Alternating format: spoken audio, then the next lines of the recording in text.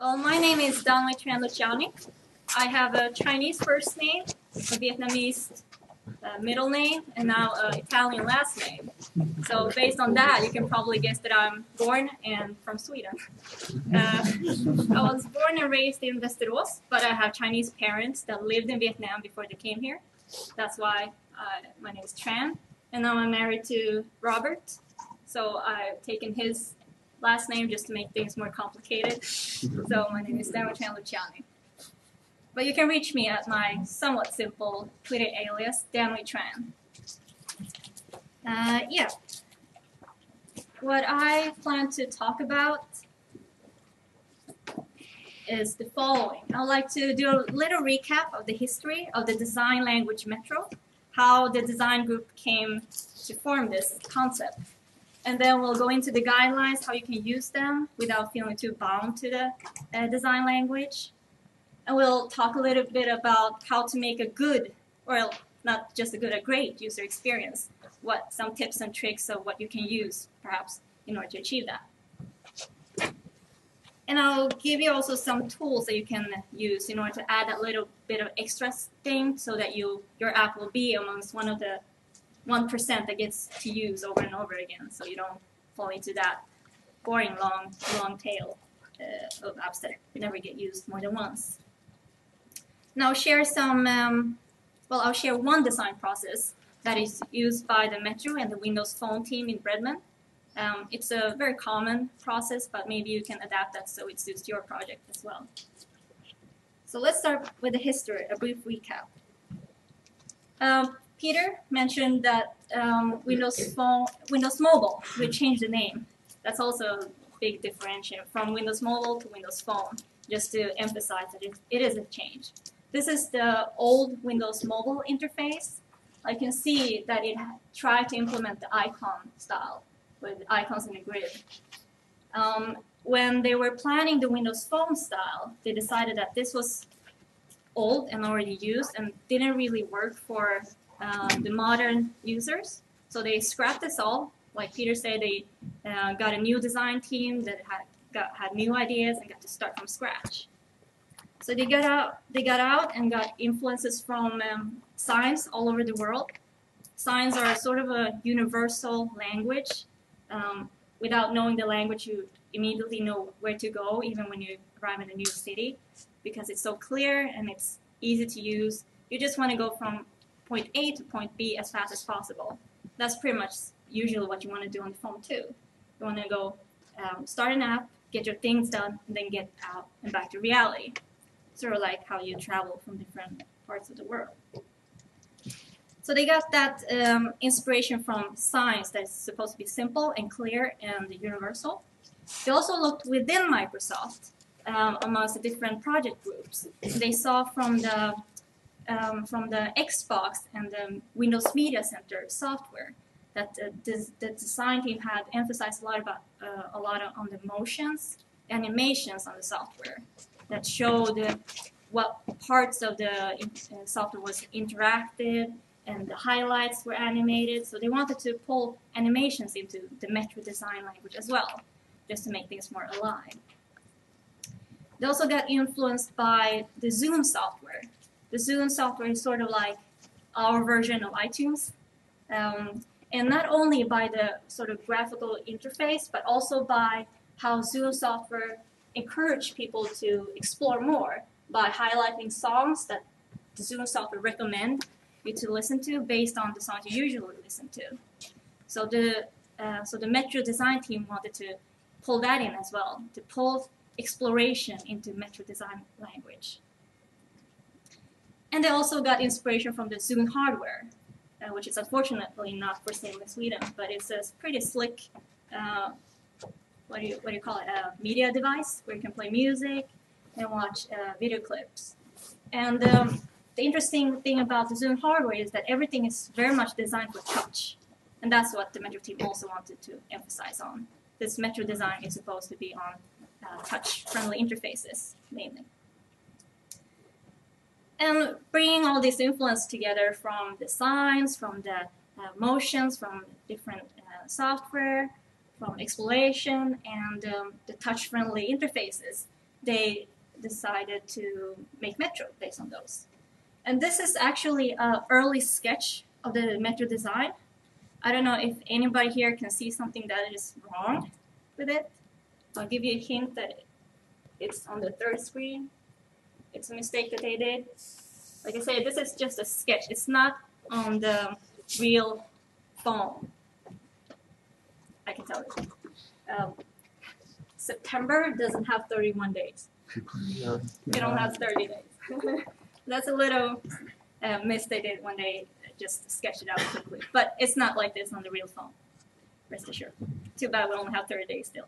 It would have been nice with one more day. Anyway, what the Metro design language is supposed to communicate is that things are clear, easy to use, things are in motion, things are supposed to be alive, and it should encourage you to explore things. You shouldn't be afraid of trying to click or tap on things and try to see what's more behind the tiles, for example. And I think Peter gave you a pretty good demo of the phone. So let's dive more into the guidelines. Metro is also based on a few principles. They want to communicate something more than just the look and feel, so to say. So I'm passing around the Zoom player, the Zoom HD device that Danwei mentioned. You can have a look at that. You can see the resemblance and the inspiration that came from that to Windows 9. So Metro wants to communicate that it's very clean, light, open, and fast. So it should embrace the white space. I don't like calling it negative space because it sounds so negative. So I rather prefer calling it white space, even though sometimes it's black. So it encourages you to leave, to have less clutter. Don't put stuff in there just because you can.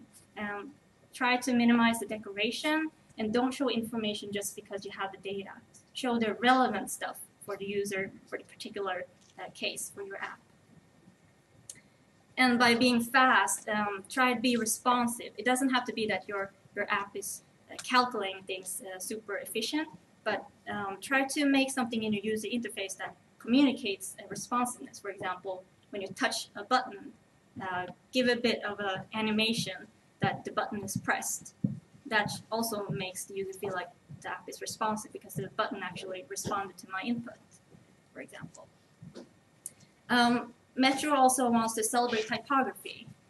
They put a lot of time into making a typeface that is designed for Metro. It's called Sego, and for the Windows Phone in particular, it's Sego WP Windows Phone.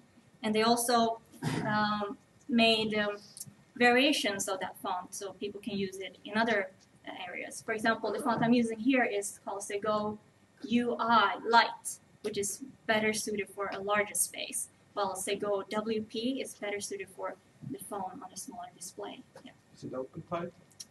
I'm not sure. I have to look into that. I know that there's some variation of it that is suitable for web, that is supposed to be more open. I don't know if Sego W and Sego Light is. I can look into that. That's a good question. So you can have ligatures and stuff? I'm sorry? You have ligatures on the phone? Have Ligatures? you mean? Two letters compressed into one? Oh, you mean F and you I, can for change the kerning of the different. No, if you have a letter combination F and I, for example, and the F can... Yeah. Not sure. I can look into that. Yeah. Good question.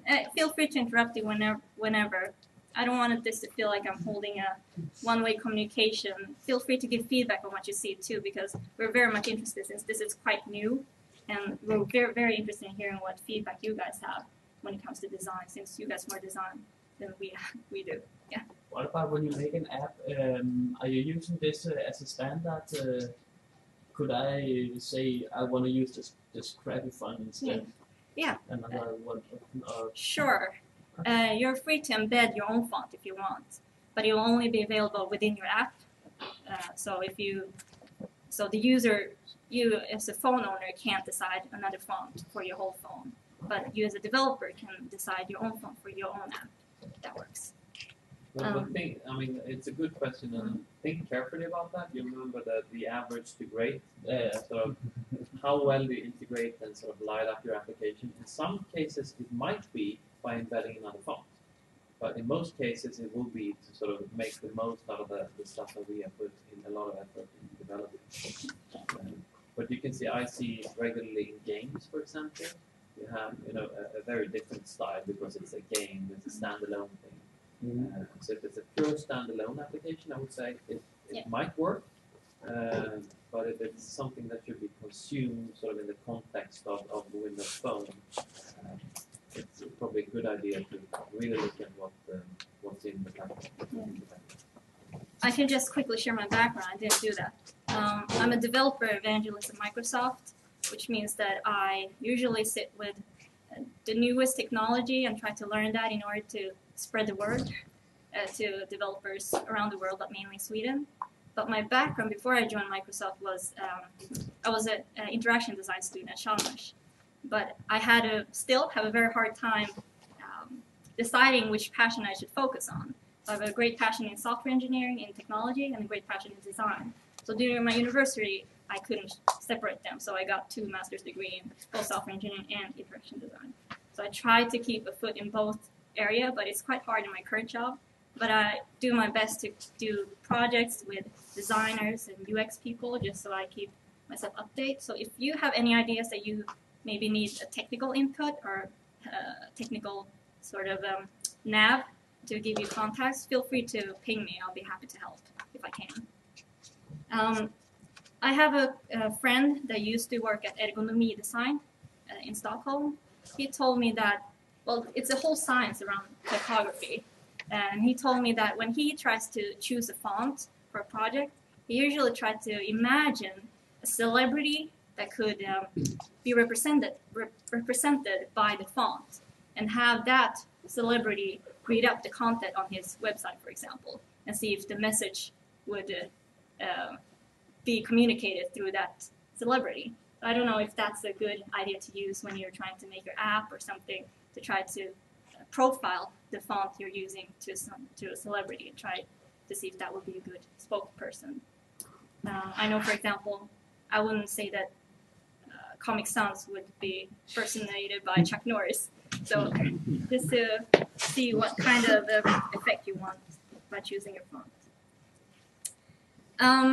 Another principle in Metro is alive emotion. We talked about it quite a lot, that with animation you can not just emphasize the light to make things more alive, but also emphasize navigation.